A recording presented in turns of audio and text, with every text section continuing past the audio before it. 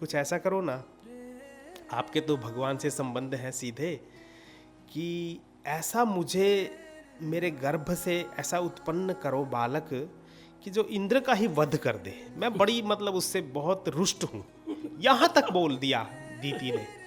तो कश्यप ने कहा कि ठीक है चलो। और समय आने पर उनके यहाँ शिशु हुआ। इंद्र को पता चल गया। इंद्र ने सोचा कि ये तो बड़ी गड़बड़ हुई। इंद्र ने उठा के उसका जो भ्रूण था उसके 7 टुकड़े कर दिए। अब चमत्कार ये हो गया कि 7 जीवित और 7 भी वो भ्रूण बढ़ने लगे, विकसित होने लगे। तो इंद्र को ये पता चला कि ये तो बड़ी गड़बड़ हुई। जिसने ऐसा संकल्प लिया कि मेरा वध करेगा, वो 1 नहीं 7 है, तो वो कहीं से भी आकर कर देगा। और अब तो वो विकसित हो रहे हैं। उसने किया 1-1 के 7-7 और टुकड़े कर दिए। नमस्कार, प्रेरणावाणी केंद्र से मैं जय भगवान सिंगला और हमारे साथ हैं पराशर जी। पराशर जी, आपका बहुत बहुत स्वागत है। नमस्कार। पराशर जी, बात देवों की हो रही है, देवताओं की हो रही है जी। सावन का महीना है। हाँ और जी। ये महीना तो शिव जी भोले का महीना है। तो अगर उनकी बात ना हो तो हमारी बात मेरे को लगता है अधूरी रहेगी। तो आज शिव जी भोले पे बात हो जाए। शिव देवता। जरूर जरूर। शिव जी के ऊपर तो इतना बहुत बृहत साहित्य है, वाङ्मय है। पर चूंकि हम ऋग्वेद में शिव हैं क्या, उसी के ऊपर क्योंकि हमारा तो इस समय में वेद फोकस है, तो शिव जैसा रूप अब दिखाई दे रहा है शिव का, जैसा चित्र, जितना उनके बारे में विचार अब जो दिखाई दे रहा है, वो उस रूप में ऋग्वेद में मिलता नहीं है। ऋग्वेद में शिव का बस थोड़ा सा है, ऐसे ही विष्णु का भी है। मतलब जो प्रकृति से, जैसे चंद्र है, सूर्य है, अग्नि है, सोम है, अश्विनी कुमार है, इन देवताओं के तो मिलते हैं।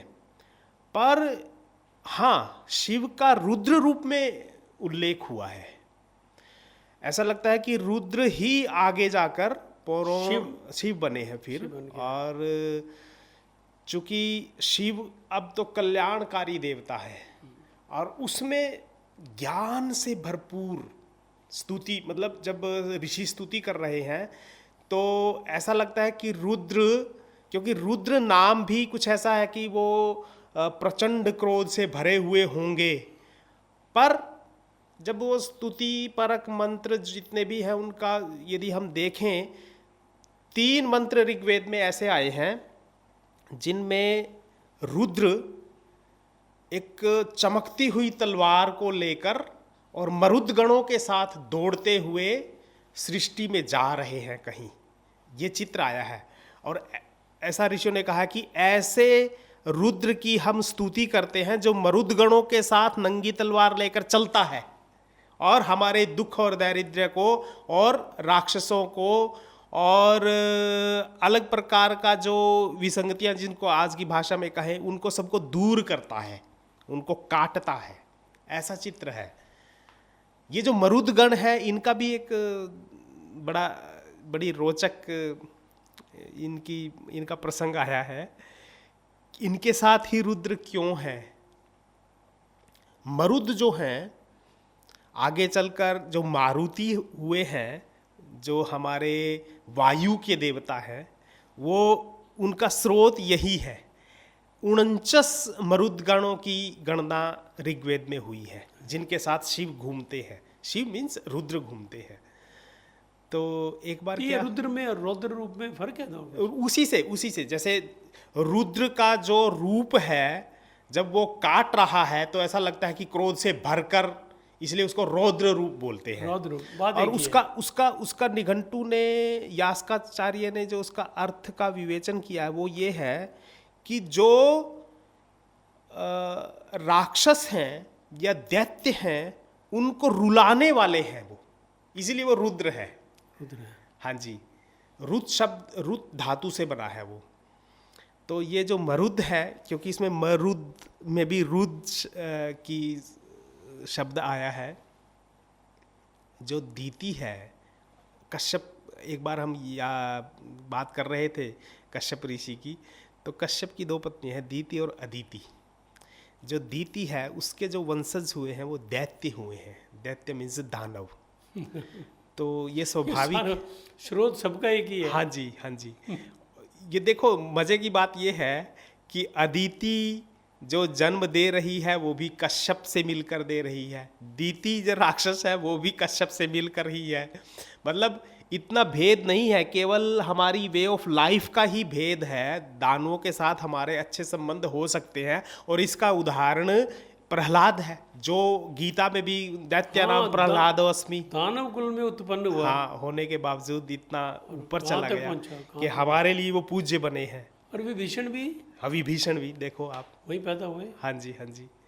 मतलब कुल मिला के स्रोत तो एक ही है, बात तो एक ही है। हाँ जी, हाँ उनकी विचारधारा अलग होगी, इनकी विचारधारा बस अलग बस होगी। बस बस ये क्या हो गया। बात। तो जो मरुत ये दीति थे, दीति ने कहा कि इंद्र हमें, हमारे बच्चों को और हमारे दल को बहुत तंग करता है, कुछ ऐसा करो ना। कश्यप चूंकि पहुँचे हुए ऋषि थे, कुछ ऐसा करो ना, आपके तो भगवान से संबंध हैं सीधे, कि ऐसा मुझे मेरे गर्भ से ऐसा उत्पन्न करो बालक कि जो इंद्र का ही वध कर दे। मैं बड़ी मतलब उससे बहुत रुष्ट हूँ, यहाँ तक बोल दिया दीति ने। तो कश्यप ने कहा कि ठीक है चलो, और समय आने पर उनके यहाँ शिशु हुआ। इंद्र को पता चल गया, इंद्र ने सोचा कि ये तो बड़ी गड़बड़ हुई। इंद्र ने उठा के उसका जो भ्रूण था उसके 7 टुकड़े कर दिए। अब चमत्कार ये हो गया कि 7 जीवित और 7 भी वो भ्रूण बढ़ने लगे, विकसित होने लगे। तो इंद्र को ये पता चला कि ये तो बड़ी गड़बड़ हुई। जिसने ऐसा संकल्प लिया कि मेरा वध करेगा, वो 1 नहीं 7 है, तो वो कहीं से भी आकर कर देगा। और अब तो वो विकसित हो रहे हैं। उसने किया, एक एक के 7 और टुकड़े कर दिए। तो टोटल 49 जो टुकड़े थे, टुकड़े कहें या जो भी कहें, उनमें मतलब जीव आ गया और वो विकसित होने लगे। 1 से 7, 1 से 7 सतो सती 49 हो गए। इंद्र से युद्ध करने। हाँ जी, हाँ जी। तो इंद्र को लगा ये तो बड़ी गड़बड़ होगी, अब तो छोड़ेंगे नहीं है। तब सभी देवताओं ने मिलकर इंद्र को समझाया कि देखो ये बड़े होंगे और तुम्हारा विरोध चल रहा है, और हम ऐसा मानते हैं क्योंकि ये तथ्य है, सत्य है कि आप उनका जो मनुष्यों से और ऋषियों से और राजाओं से हविष्य मिलता है उसको भी उनका भाग आप नहीं देने देते, क्योंकि सरकार आपकी है, आप कुछ भी करेंगे। तो आगे चलकर ये बड़ा रोष उत्पन्न होगा और आपके पूरे राज्य में सिंहासन पैदा हो जाएगा। बिल्कुल बिल्कुल। तो उसकी बात समझ में आ गई और उन्होंने जाकर दीति से क्षमा याचना मांगी कि मेरी गलती थी और आपके पुत्रों का खाम खा मैं विरोध कर रहा था और मुझे माफ़ करो। और कहते हैं उसके बाद इंद्र ने मरुदों को साथ लिया और मरुदों ने इंद्र के साथ जहाँ भी संघर्ष होता था, मरुदों ने इंद्र की सहायता की। वही मरुदगण आगे चलकर रुद्र के संग रहे और जितनी भी संसार में कलुषितताएं हैं उनको विनष्ट करने का काम शिव के साथ मीन्स रुद्र के साथ मरुदों ने किया है, मरुदगणों ने किया है। इसलिए शुक्ल यजुर्वेद में भी उनका उल्लेख किया। जब हम रुद्री करते हैं ना, ये जैसे आप बोल रहे थे श्रावण का महीना है तो श्रावण में तो रुद्री पाठ होता है।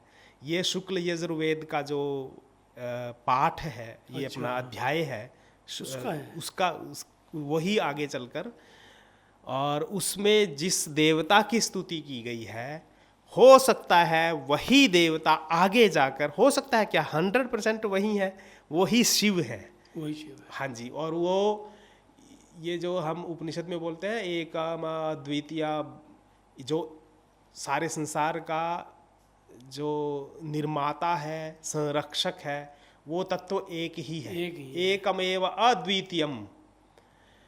वो एक है और अद्वितीय है, उसका कोई दूसरा हो ही नहीं सकता विकल्प। विकल्प ही नहीं है। हाँ जी, वही शिव है, वही रुद्र है।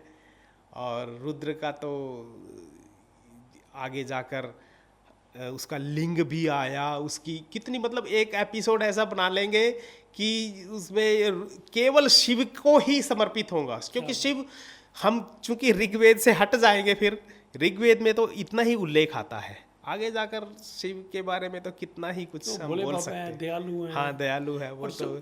दैत्य दानव दोनों को, देवता और दानव दोनों हाँ, को एक दोनों नजर को से देखते समदृष्टि हैं। से देखते हैं। ये अकेले देवता हैं, हाँ जी, तो दोनों को एक नजर, कोई स्तुति करेगा उसी में प्रसन्न हो गए वरदान। इसीलिए तो कहते हैं भोले कि बाबा। जो देवताओं के, मनुष्यों के देवता है वो देवता होते हैं, परंतु जो सारे संसार के देव है वो महादेव है, महादेव। महादेव है।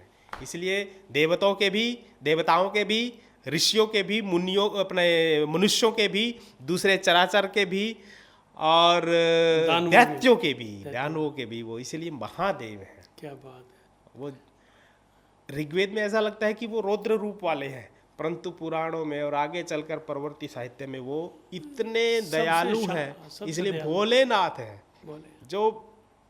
जिसका कोई नहीं, उसकी स्तुति करो और वो जल्दी ही प्रसन्न हो जाते हैं, और जल्दी दान भी, अपना अभय दान भी दे देते हैं, उसकी कष्टों को दूर भी कर देते हैं।